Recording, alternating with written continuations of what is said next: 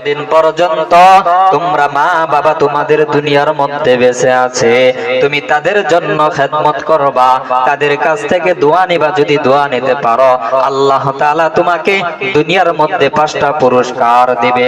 5 নম্বর পুরস্কার হলো সবথেকে ইম্পর্টেন্ট পুরস্কার।